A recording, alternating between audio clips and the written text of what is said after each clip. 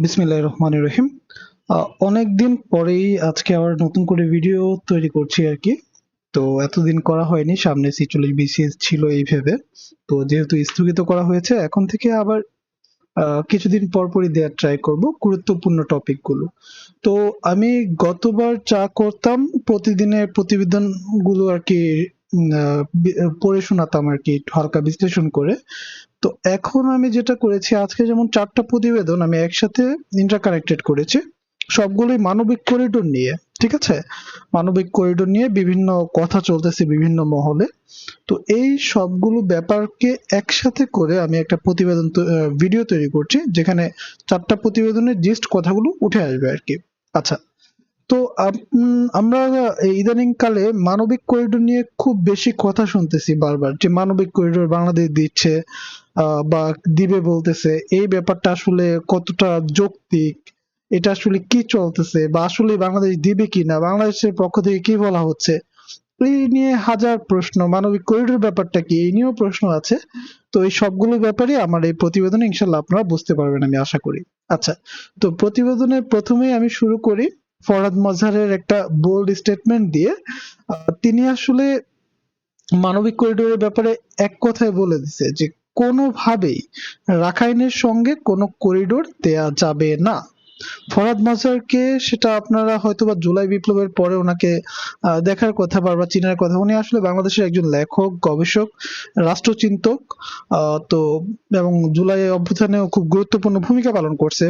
Fascist ব্যাপারটার ব্যাপারে উনি খুব গুরুত্বপূর্ণ ভূমিকা পালন করছে। তো তার যে বোল্ড স্টেটমেন্ট যে কোনোভাবেই রাখাইনের সঙ্গে করিডোর দেয়া যাবে না, এই ব্যাপারটাকেই ঘুরে ফিরে যে এটা আসলে কেন দেয়া যাবে না, উনি এরপরে তেমন কোনো ব্যাখ্যা করেনি।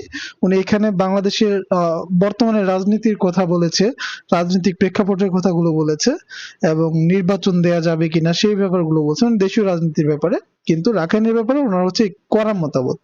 তো চলেন আমরা একটু জেনে আসি যে মানবিক করিডোর ব্যাপারটা কি। আসলে মানবিক করিডোর বিষয়টা কি, এটা কেন মানুষ দিতে চায় না, তাই না? বিশ্বে আর কোথায় কোথায় মানবিক করিডোরটা আছে, এই ব্যাপারটা তো আমাদের এখন জানা উচিত, তাই না? তো আমরা এই ব্যাপারটাই এখন জানবো, ঠিক আছে? আচ্ছা, তো বিবিসি নিউজ বাংলাতে রাকিব হাসনাতের একটা প্রতিবেদনে, তো এই প্রতিবেদনে উনি খুব চমৎকার চমৎকার তথ্য নিয়ে এসেছে, এবং আহ একাডেমিশিয়ান যারা আছে বা যারা রাজনৈতিক বিশ্লেষক আছে, তাদের কথাগুলো আর কি এখানে তুলে ধরেছে। তো প্রথমেই চলে আসি আমরা মানবিক করিডোর ব্যাপারটা কি বা কি চলতেছে এই নিয়ে। এই ঘটনার প্রেক্ষাপটটা শুরু হয় যে আমাদের পররাষ্ট্র উপদেষ্টা তৌহিদ হোসেন, তিনি একটা তথ্য প্রকাশ করে মানবিক করিডোর ইস্যুটাকে নিয়ে।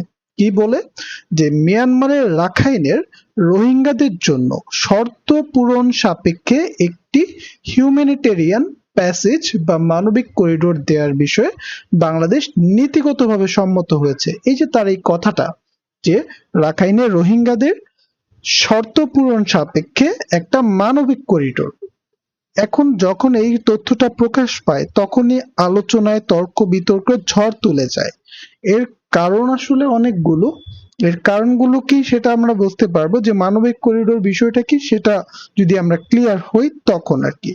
তো ওই যে আমি ফরহাদ মজহারের কথা বললাম, তিনি যেমন বোল্ড স্টেটমেন্ট দিয়েছে, তেমনি ভাবে কিন্তু বিএনপির মহাসচিব স্পষ্টতই বলেছেন যে এ ধরনের সিদ্ধান্ত দেশের স্বাধীনতার সার্বভৌমত্বকে হুমকির মুখে ফেলে দেয় আর কি।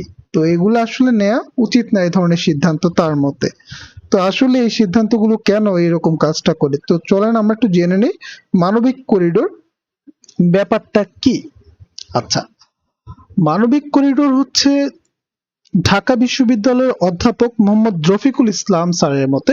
আচ্ছা, আপনারা আমাকে এর আগে একটা ভিডিওতে কমেন্ট এসেছিল যে ভাই কোথা থেকে আমরা হচ্ছে বিভিন্ন তথ্য পিক করতে পারি। নিউজ পেপার একটা খুব ভালো সোর্স, যেমন আপনি ডিরেক্টলি কোট করতে পারেন মানবিক করিডোর কি এই প্রশ্নের ক্ষেত্রে, যে অধ্যাপক ডক্টর মোহাম্মদ রফিকুল ইসলাম, তিনি হচ্ছে ঢাকা বিশ্ববিদ্যালয়ের শান্তি ও সংঘর্ষ বিভাগের অধ্যাপক আর কি। তো তিনি কি বলছে মানবিক করিডোর সম্পর্কে, দেখেন তিনি বলছে যে বিশ্বের সংঘাতময় অঞ্চলগুলোতে যেখানে মানুষের খাদ্য, ঔষধ, জীবন রক্ষাকারী সামগ্রী পায় না, এবং বেসামরিক যে নাগরিক আছে, যারা সামরিক নাগরিক নয়, তারা যুদ্ধে ক্ষতিগ্রস্ত মানুষের নিরাপদ জায়গায় ছড়িয়ে নিয়ে আসার প্রয়োজন দেখা দেয়। সেখানে মানবিক করিডোরের প্রয়োজনীয়তা উপলব্ধি করে জাতিসংঘ, আন্তর্জাতিক সম্প্রদায়গুলো। এখন দেখেন বিষয়টা হচ্ছে কি, যে দুইটা দেশের মধ্যে এইটা এ কান্ট্রি, এটা হচ্ছে পার্শ্ববর্তী বি কান্ট্রি, বা এ কান্ট্রি কোনো অঞ্চলে সংঘাত হয়েছে। তো তখন সেখানে যে আমরা মানুষের জন্য, যারা বেসামরিক নাগরিক আছে তাদের জন্য খাদ্য পাঠাতে হয়, তাদের জন্য ওষুধ পাঠাতে হয়, তাদের জন্য লাইফ সেভিং ম্যাটেরিয়াল গুলো পাঠাতে হয়, এই ব্যাপারগুলো তারা কিভাবে পাবে? যেহেতু যুদ্ধ সংঘাত হচ্ছে, তখন একটা থার্ড কান্ট্রির বা একটা নির্দিষ্ট একটা প্যাসেজ লাগে, আহ, একটা করিডোর লাগে, ঠিক আছে, একটা সেই করিডোর লাগে যে করিডোরের মাধ্যমে এই ত্রাণ সামগ্রী, এই ধরনের পণ্য, এই ধরনের জীবন রক্ষাকারী পণ্য, এই ব্যাপারগুলো সেখানে নিরাপদে যাবে। এছাড়াও এটা হইতে পারে যে এই অঞ্চলে যে মানুষগুলো আছে তাদেরকে নিরাপদে অন্য জায়গায় সরিয়ে নিয়ে আসতে হবে। এই যে নিরাপদে সরিয়ে নিয়ে যাওয়া বেসামরিক লোকদের, যারা যুদ্ধ চায় না, হ্যাঁ, তাদেরকে সরিয়ে নিয়ে আসার প্রয়োজনে তো একটা প্যাসেজ লাগবে। এইটাই হচ্ছে মূলত মানবিক করিডোর বা হিউম্যানিটেরিয়ান যেই প্যাসেজটার কথা বলে আর কি।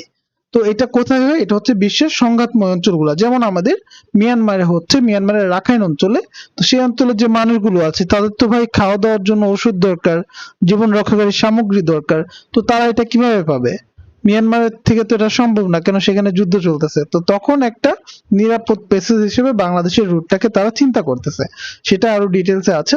তো এইটা হচ্ছে মানবিক করিডোরের একটা কথা বলছে যে তথ্য হিসেবে। আচ্ছা, এবার আসি যে তার মতে আন্তর্জাতিক আইন মানবাধিকার বিষয়ে আইনের আওতায় সরাসরি সহযোগিতা করা যায় না, তাদের জন্যই এই উদ্যোগটা নেয় আর কি। হ্যাঁ, তাদের জন্য সরাসরি। তো এই বিষয়ে আসলে জাতিসংঘের সাবেক কর্মকর্তা মোস্তাক আহমেদ স্যারও এই বিষয়ে বলছে যে যেখানে আসলে তৃতীয় পক্ষ, বিশেষ করে জাতীয় সংঘের মধ্যস্থতা রয়েছে এই ব্যাপারগুলোতে। আবার এখানে আরো অনেকগুলো তথ্য আছে। এখানে এই সম্পর্কে আপনার রেড ক্রসের কিছু সংজ্ঞা আছে মানবিক করিডোর সম্পর্কে, তারপরে নরওয়েজিয়ান রিফিউজি কাউন্সিল সম্পর্কে এই ব্যাপারে সংজ্ঞা আছে। তো এই ব্যাপারে আবার ইউএনজিএ, ইউনাইটেড নেশন জেনারেল এগ্রিমেন্টের যে জেনারেল অ্যাসেম্বলির যে রেজুলেশন আছে আর কি, সেখানে 46/182 এবং 58/114 এইটাও কিন্তু মানবিক করিডোর নীতিটাকে সমর্থন করেছে। এটা আপনার ডিরেক্টলি কোট করতে পারেন, ঠিক আছে। আচ্ছা, তো এই যে নিরাপত্তা পেসিস গুলো, এখানে বারবার একটা কথা দেখবেন আপনি ঘুরে ফিরে আসতেছে, আর নতুন একটা কথা অ্যাড হইতেছে। সেটা কি জানেন? সেটা হচ্ছে মানবিক সহায়তা, মানুষের বেসিক নিড, খাদ্য, ঔষধ, ক্ষতিগ্রস্ত মানুষদেরকে নিরাপদে সরিয়ে নিয়ে আসা। এবং আরেকটা গুরুত্বপূর্ণ বিষয় কি জানেন? সেখানে হচ্ছে এই যে দেখেন এখানে, যে কখন এই ব্যাপারটা, যখন কোনো যুদ্ধ হয়, জলবায়ু বা প্রাকৃতিক দুর্যোগ হয়, তখন এই ব্যাপারটা এখানে রাইজ করে। হ্যাঁ, এছাড়া এখানে আরেকটা গুরুত্বপূর্ণ বিষয় হচ্ছে এটা একটা অসামরিক জোন, একটা নির্দিষ্ট এলাকা, মানে একটা পুরো ফুললি ডিফাইন্ড, এবং সবচেয়ে গুরুত্বপূর্ণ নির্দিষ্ট সময়ের জন্য, মানে কতদিন থেকে কতদিন পর্যন্ত এই করিডোরটা চালু থাকবে, সারা জীবনের জন্য তো আর না, একটা নির্দিষ্ট সময়ের জন্য। তো যখনই মানবিক করিডোরের ব্যাপারগুলো আসবে তখন কিন্তু এই টার্মগুলো চলে আসে, যে একটা নির্দিষ্ট সময়ের জন্য, একটা নির্দিষ্ট ভৌগোলিক এরিয়া, একটা অসামরিক জোন, তারপর সেখানে যুদ্ধ বিগ্রহ বা জলবায়ু দুর্যোগের কারণে বা প্রাকৃতিক দুর্যোগের কারণে, হ্যাঁ, জনগণের যে চাহিদাগুলো, বেসিক নিড গুলো, নিরাপদে তাদেরকে সরিয়ে নিয়ে আসা, এই ব্যাপারগুলো। এবং এখানে আরেকটা বিষয় গুরুত্বপূর্ণ, সেই ব্যাপারগুলো কি কি, যে বিবাদমান যে পক্ষগুলো আছে তাদেরকে কিন্তু রাজি করাতে হবে, মানে তাদের একটা প্রত্যক্ষ রাজি লাগে। যখন তাদের রাজি আসলে করাতে না পারে, তখনই দেখা যায় যে এরকম প্যাসেজ থার্ড কোনো কান্ট্রিতে বানানোর ট্রাই করে, বা আন্তর্জাতিক সম্প্রদায় এরকম একটা প্যাসেজের কথা চিন্তা করে যাতে মানবিক সহায়তাটা তাদের পাঠাতে পারে। তো এই ব্যাপারে ডাক্তার রফিকুল আহ ইসলাম স্যার এই ব্যাপারে কথাগুলো বলেছেন, আপনারা সরাসরি তাকে কোট করতে পারেন এই বিষয়গুলোতে, ঠিক আছে। আচ্ছা, এবার আসি যে মানবিক করিডোরের ব্যাপারটা তো আমরা বুঝলাম, তো এই ব্যাপারটা আসলে কতটা ঝুঁকির। তো অধ্যাপক রফিকুল ইসলাম স্যার এই ব্যাপারে বলছে যে এই ব্যাপারে কিন্তু আসলে এমন অনেক জায়গাতেই যেখানে অভিজ্ঞতাটা আসলে ভালো হয়নি, যে ফলাফল চিন্তা করছে সেই ফলাফল ভালো হয় না, এই ব্যাপারে একটা নিরাপত্তা ঝুঁকি থাকে, অনেকগুলো ঝুঁকি থাকে। প্রত্যেকটা ঝুঁকি আমি বলি এক এক করে। যেমন এখানে হচ্ছে একটা নিরাপত্তা ঝুঁকির সৃষ্টি হয়, যেমন দেখা যায় শান্তিরক্ষা বাহিনী মোতায়েন করা হয় নাই, তো তখন দেখা যায় যে কোনো সময় একটা আক্রমণের ব্যাপার থাকে এই প্লেসেস গুলাতে। এর নজির আমি একটু পরেই বলবো যে কোথায় কোথায় আসলে আক্রমণ গুলা হয়েছে। তাহলে আপনারা একটা জিনিস খেয়াল রাখবেন যে নিরাপত্তা ঝুঁকি তার আন্ডারে নিয়ে আসবেন, যে শান্তিরক্ষা বাহিনী যেহেতু মোতায়েন করা হয়নি। তো এখানে দেখা যায় কি একটা যে প্যাসেজ গুলা থাকে আর কি, সেই প্যাসেজ গুলার মধ্যে আক্রমণের ঝুঁকি থাকে, যে বিবাদমান পক্ষগুলো তারা আসলে হামলা করে এখানে, এবং এই হামলাতে সিভিলিয়ানদের মৃত্যু ঘটেছে, এরকম হয়েছে, ঠিক আছে। এমনকি এই যে যাতায়াতের যে সেতুগুলো, রাস্তাগুলো, এগুলোকে উড়িয়ে দেওয়ার ঘটনাও রয়েছে। তার মানে একটা কিন্তু ঝুঁকি রয়েছে। এর পাশাপাশি আবার রাজনৈতিক এবং সামরিক অপব্যবহারের ঝুঁকি রয়েছে, অস্ত্র পাচার বা দখলদার এলাকার জ্বালানি চোরাচালানের ঝুঁকি রয়েছে, অনেক ধরনের ঝুঁকি এখানে কিন্তু উঠে আসে। তো আমরা নিরাপদ প্যাসেজের কথা বললাম, দেখা যায় দিন শেষে সেই প্যাসেজটাই নিরাপদ না, ঠিক আছে। এই ব্যাপারগুলো কিন্তু থাকে আর কি। দেখা যায় যেই উদ্দেশ্যে আমরা পাঠাচ্ছি, আসলে কি উদ্দেশ্য, এই করিডোর ব্যবহারের উদ্দেশ্যটা আসলে ফুললি ডিফাইন হওয়া দরকার, পরিষ্কার ক্লিয়ার হওয়া দরকার, যে এটা কি আসলে শুধুমাত্র ত্রাণ সামগ্রী পাঠানোর জন্য, নাকি যে বললাম বেসামরিক জনগণকে আবার সরিয়ে নিয়ে আসা সেফলি, সেইটার জন্য, আসলে কিসের জন্য, এই উদ্দেশ্যটাও পরিষ্কার হওয়া দরকার, যেটা আসলে সরকার এখনো পরিষ্কার করেনি এই ব্যাপারটা, ঠিক আছে। তো তার মানে এই করিডোরটি হতে হবে নিরাপদ, প্রবেশযোগ্য এবং কার্যকর। যদি এই তিনটা আমরা এনশিওর করতে পারি, তখন এই করিডোরটা আসলে দরকার, নাহলে কিন্তু এই করিডোরের ভবিষ্যৎ আসলে ভালো না। আচ্ছা, মানবিক করিডোর কি নতুন কিছু নাকি? দেখেন, মানবিক করিডোর নতুন কিছুই না, এটা এর আগেও অ্যাপ্লাই হয়েছে। সবার প্রথম এটা হয়েছিল কোথায়? 20 শতকের মাঝামাঝি 1938-39 সালের দিকে, যখন নাৎসি বাহিনী ইহুদিদের অনেক হত্যা করতেছিল, তখন এই ইহুদি শিশুদের জন্য যুক্তরাজ্যে সরিয়ে নেওয়ার ব্যাপারে সেই মানবিক করিডোর শুরু হয়।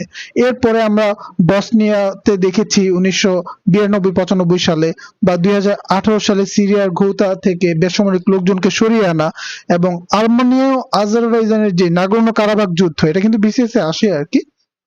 এই যুদ্ধটা 1989 সালে, তখন লাচিন করিডোর সহ আরো কিন্তু 1993 সালের দিকে আবার দেখা গেছে যে ওই করিডোর 2 বছরের মধ্যে বন্ধ হয়ে যায়। তারপর আবার 1993 সালে প্রায় 6টা এলাকাকে তারা নিরাপদ হিসেবে ঘোষণা করে। সেই 6টা এলাকার মধ্যে আছে সারায়েভো, জেপা, তারপরে আছে তুজলা, তারপর আছে গোরাদজে, এরকম অনেকগুলা, ঠিক আছে, বেহাচকে। তো এরকম প্রায় 6টা করিডোর তারা নিরাপদ হিসেবে ঘোষণা করছে। কিন্তু বাস্তবে তারা কি হয়েছিল, বাস্তবে সেখানে এই যে সেব্রেনিৎসায় সেখানে একটা নৃশংস গণহত্যার শিকার হয়, প্রায় 8,000-এর প্লাস বেশি মানুষ সেখানে হত্যাকাণ্ড হয়েছিল, ঠিক আছে।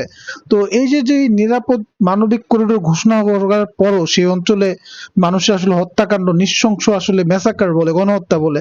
তো এই ব্যাপারগুলো কিন্তু আসলে তাহলে কি, যে নিরাপদ প্যাসেজকে যে সুরক্ষিত রাখা হবে এর কোনো সুন্দর রূপরেখা ছিল না, এগুলোর অভাবেও কিন্তু কি নিরাপদ প্যাসেজটা ইতিহাসে দেখা গেছে যে বিঘ্ন হয়েছে। তাহলে আমরা বুঝলাম যে ইতিহাসে এই মানবিক করিডোরটা এটা আসলে নতুন কিছু না, এটা এর আগেও ছিল। কিন্তু এইখানে যদি ফুললি আপনি সিকিউরিটি এনশিওর করতে না পারেন, অনেক বেশি রিস্কি এই জিনিসটা, ঠিক আছে। ম্যাসাকারের মতো কর্মকাণ্ড সেখানে হয়েছিল আর কি। আচ্ছা, মোস্তাক আহমেদ স্যার এখানে আরো বলছে যে জাতিসংঘ নিজেও অনেক সময় অসহায় থাকে, এর কারণ হচ্ছে বৃহৎ শক্তিগুলো যা চায় তার বাইরে আসলে গিয়ে কিছু করা আসলে তার সামর্থ্যের বাইরে চলে যায়, ঠিক আছে।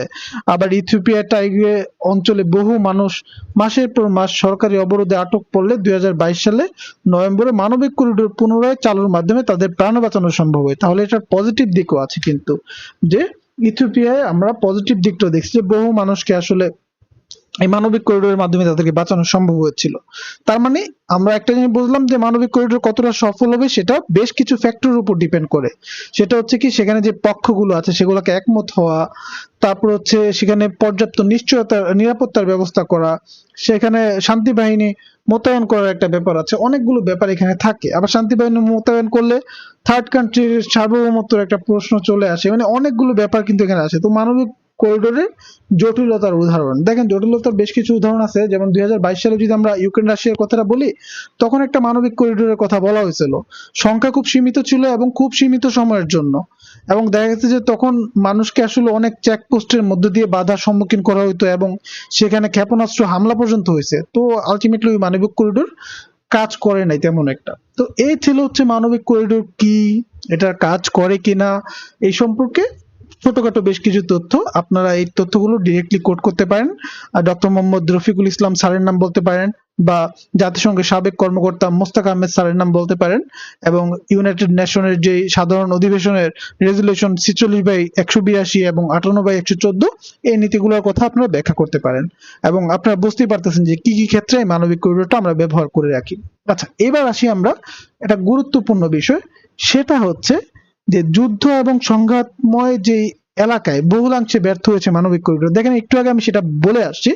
এই প্রতিবেদনটা এখানে দেওয়ার উদ্দেশ্য হচ্ছে আপনাদের ম্যাপটা একটু ভালো করে দেখানো। দেখেন এই হচ্ছে আমাদের কক্সবাজারের যে এরিয়াটা, চট্টগ্রামের এই পাশে এরিয়াটা, এইটা হচ্ছে আমাদের রাখাইন অঞ্চলটা, সিতে বন্দর এখানে আছে। তো এইখানে একটা প্যাসেজ করে তাদেরকে আসলে ত্রাণ সামগ্রী পাঠানো বা এখান থেকে আসলে সেফলি মানুষদেরকে নিয়ে আসার ব্যাপারটা, এই ব্যাপারগুলো এই প্যাসেজের মধ্যে দিয়ে হওয়ার একটা চিন্তা ভাবনা। এখন একটা বিষয় হচ্ছে ওই যে বললাম উদ্দেশ্য ক্লিয়ার করতে হবে।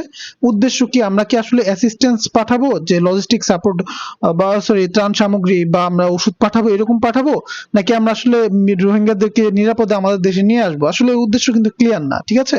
এই ব্যাপারগুলো ক্লিয়ার করতে হবে। তো দেখেন মানবিক করিডোরের কিছু আরেকটা অভিজ্ঞতা হচ্ছে যে যদি আমরা বলি 2023 সালের 9ই অক্টোবর, মানে 7ই অক্টোবরের পরে যে 9ই অক্টোবর আসলো আর কি, ফিলিস্তিনে গাজা উপত্যকা, তখন আপনার ইসরায়েলের প্রতিরক্ষা মন্ত্রী ইয়াভ গ্যালান্ট উনি বলছে কি, আমি গাজা উপত্যকা সম্পূর্ণ অবরোধ নির্দেশ করছি, মানে সেখানে কেউ বিদ্যুৎ থাকবে না, সেখানে খাবার থাকবে না, জ্বালানি থাকবে না, কিছু থাকবে না, এবং মানবিক সহায়তা জাতিসংঘ সহ অন্য দলের পক্ষে আসলে সেই ব্যাপারে করা সম্ভব হয়নি। তখনই আসলে মানবিক করিডোরের চিন্তা করাটার উদ্যোগ নেয়। কিন্তু তো যদিও এটা সফলতার মুখ দেখেনি, কেননা একটু আগে আমরা পড়ে আসলাম যে বিভিন্ন বড় বড় দেশের বাধার ব্যাপার একটা আছে আর কি, ঠিক আছে?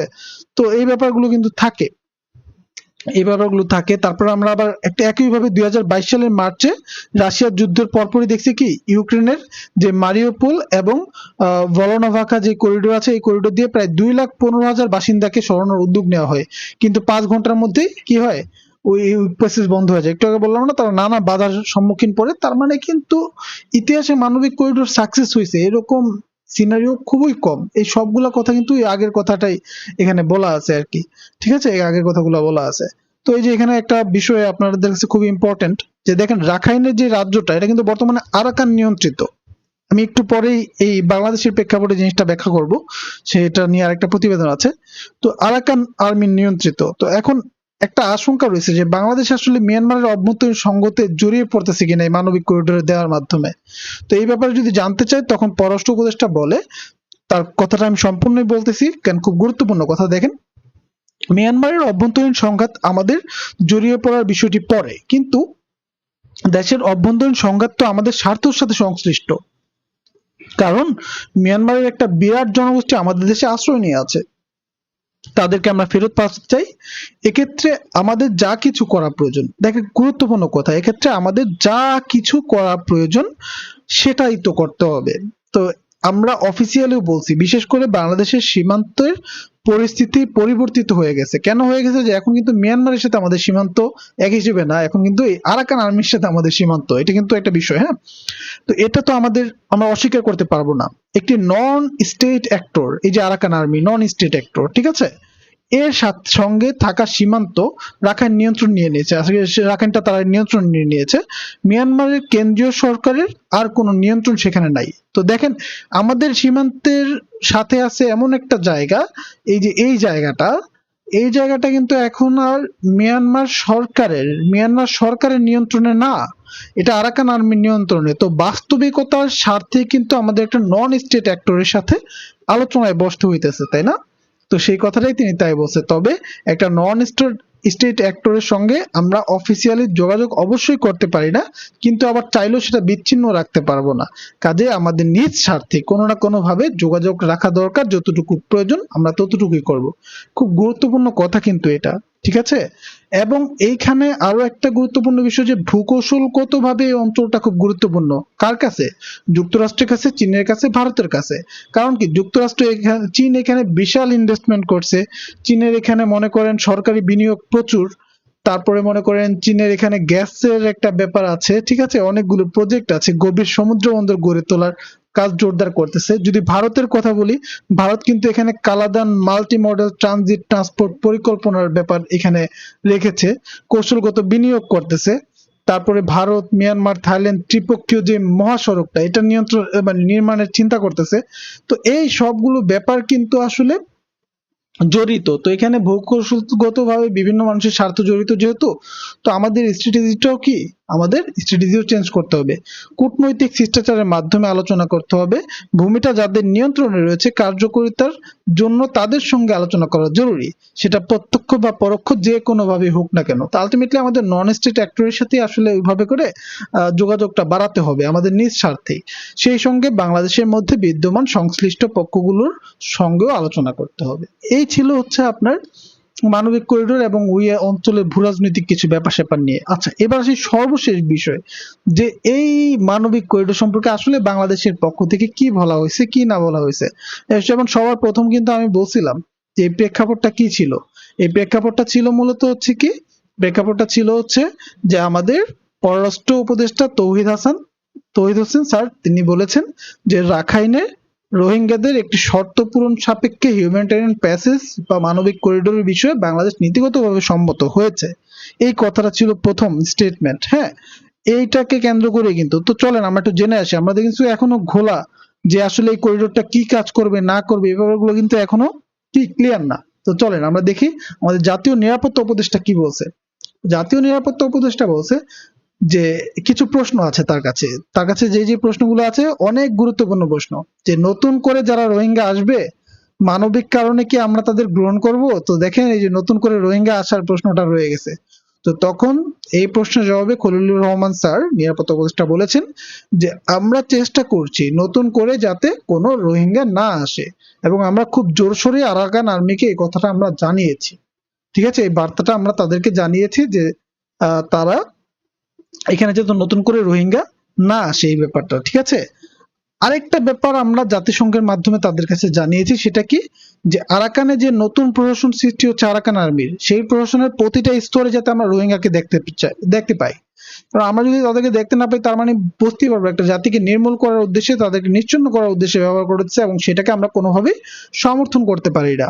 এই কাজটা আমরা খুব জোরে সোরেই চালায় যাব, এটা স্যারের ভাষ্য মতে। আচ্ছা, তো দ্বিতীয় প্রশ্ন যে আরাকান আর্মি এর জবাবে কি দিছে। তো বলছে যে না, এই প্রশ্নের এখনো জবাব আরাকান আর্মি দেয় নাই। এই প্রশ্নটা আমরা বলছি, আরাকান আর্মির জবাব যা দেয় সেটা আমরা বিবেচনা করে দেখবো আর কি বিষয়টা কি।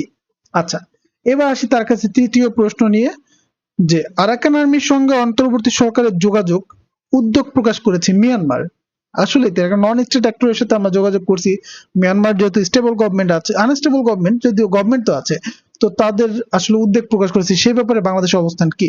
তো তিনি এখানে একটা বোল্ড স্টেটমেন্ট দেয় যে আমরা সার্বভৌম রাষ্ট্র, নিজ স্বার্থর সঙ্গে ইচ্ছা যার সঙ্গে ইচ্ছা তার সাথে কথা বলবো, কে কি বললো না বললো তাতে আমাদের আসা যায় না।